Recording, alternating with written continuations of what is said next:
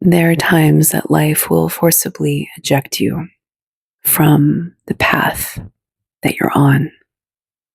And a lot of people, when they're not prepared for this, can actually suffer because they have a lot of resistance to it. And that resistance to change, especially in the face of a dark night of the soul, which for even the strongest of hearts can bring you to your knees. It doesn't have to. I'll talk about that a little later. But for many, it does. And it creates this hopelessness when we become very attached to our dreams, our aspirations, our careers, our partners, whatever it might be. And we believe this is it. This is my life. And so when it starts to crumble before our eyes, we can feel hopeless. Some people might even feel that there's no reason to continue. And oftentimes, it's because they don't know what to do or how to proceed. And if you're one of those, and you're feeling the crushing weight, as though your life is collapsing, your identity is confusing, you don't know which way to go, and it seems like there's not a way out except by some force that compels you to do something to yourself final. I encourage you to call somebody tonight if you need to get the help that you need, the perspective shift, or even to understand that people do care about you. And somebody needs to hear that message. Not all of the listeners at this moment will need that. But if you are somebody that does, then I implore you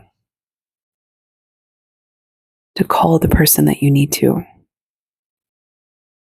Because when we are at the end of what seems like our road, and we don't have a backup, or it seems like everything that we're trying to put together isn't working, it can feel like that's it. I love the story of Ram Dass. I was never a follower of his, but I have a lot of respect for him. And if you don't know his story, I'll briefly recap it here. He was a professor at Harvard in the 60s when this particular event happened, and he was ejected from his life path against his will. He had, by all academic standards, the pinnacle of the best job. Harvard professor, prestige, security, impact, cutting edge work. He started getting into psychedelics with Timothy Leary, which is known for being the father of psychedelics. And Harvard at the time was quite conservative and opposed to psychedelic research. So they gave Ram Dass, who went by a different name then, and Timothy Leary an ultimatum, effectively, and said, look, if you're going to continue to pursue this line of research, then you're going to lose everything. You're going to be ejected from your cushy job, your prestige, your impact, your influence, your everything. And Ram Dass continued to listen to the calling. He continued to explore. He continued to open his mind. And he lost it. He was fired. This might have been the best thing that happened to him, although I don't know if the version of him that existed at that time before he went on his trip to India would agree. Because before he opened that door and fully went through it, yes, he was sort of like taking little peeks here and there. But before he fully went through it, he didn't know what was ahead of him. I'm presuming I'm not him, but he didn't understand what his life was going to turn into. And as a result, he turned into a spiritual leader, a teacher, a guru who touched in the most profound way the lives of so many people with messages of hope and healing and how to escape the matrix. In his words, it was different the way he was teaching it, but how to transcend the limitations of the psyche, the limitations of the heart, and expand into love and higher vibrational states.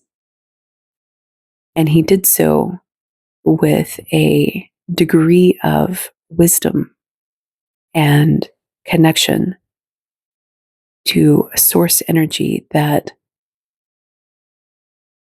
the older version of him didn't have. Again, presumably, I'm drawing a little bit from his journey and transformation and inferring other parts. He had to get ejected from that life path because his soul and his heart were calling him in a different direction that wasn't compatible. And the old version of him that originally signed up for that career path and that life may have fought. I don't know. May not have. Sometimes when people know, they just gracefully surrender into it because there is no other option. And once they feel the pulling on their heartstrings or the cord in their soul, there is just no rationality. And some people prioritize that feeling because they know that that's where they're supposed to be. And other people resist it. And they let their mind or their ego run the show because that's what they're used to. And they haven't fully embarked on the journey yet. And so what happens is that those people have a tremendous amount of pain and suffering until they understand what the journey is really about. The dark night of the soul, where your life is collapsing, doors are closing, people betray you, people who were supposed to be there just leave. Doesn't even have to be a betrayal, but they just go. It's like abandonment, rejection, betrayal, whatever your particular wounds are. All of a sudden, it's like your life embodies that. People pass and they move on to the other sides. And so it can be just this heart-wrenching, heartbreaking experience. Divorce, job loss, people losing their home in a fire. There are many, many ways that this can happen. The universe feels punishing and cruel, especially when you're trying to hold on to your old life. And it's almost as though the universe has this higher wisdom. For those of you that resonate with the benevolent universe, not everybody does. But It's like you're a caterpillar that's going to turn into a butterfly. The universe knows this because the universe knows more than you. And the universe understands that the road to getting to a butterfly is a little bit tricky and requires that you pretty much have to turn to mush for it to happen. And the pressure required, unless you preemptively move into the stages of becoming a butterfly on your own free will, and a lot of people do, especially when they're awakened to the journey, what's going to happen is that you're going to be like, okay, let's do it. Let's go. But for others, they're not going to understand what's going to happen. So they get crushed under the precipice of change and the need to actually break down their physical form and turn into another. So imagine for a moment that you are that caterpillar that has all of these caterpillar dreams, and everything that you've ever known is from the position of using all of your little legs, climbing and eating and shuffling around, but earthbound, leaf-bound.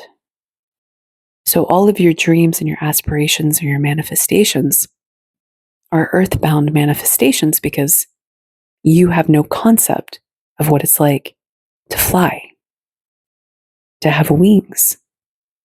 So the dreams that you have couldn't possibly touch what your dreams will be because you don't know.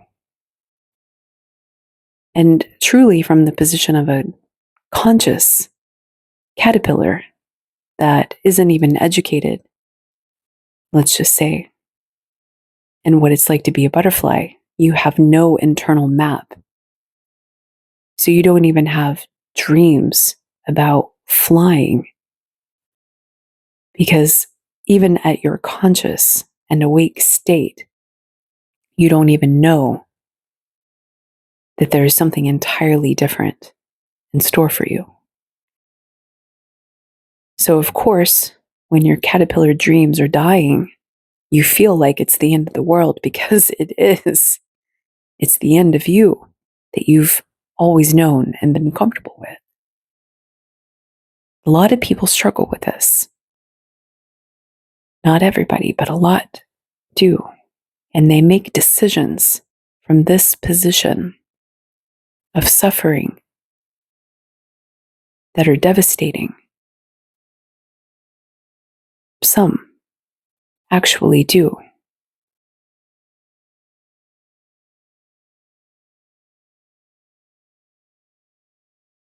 So, as a caterpillar with the benevolent universe looking over you, and your guidance team watching out for you, and you'll know if you're one of those that has a guardian angel or support, because strange things will happen in your life where you will be at the precipice of some disaster, calamity, and the right hand at the right time will come in for you, like a miracle, where you will feel that you were always meant for something, but you might not know what that something is.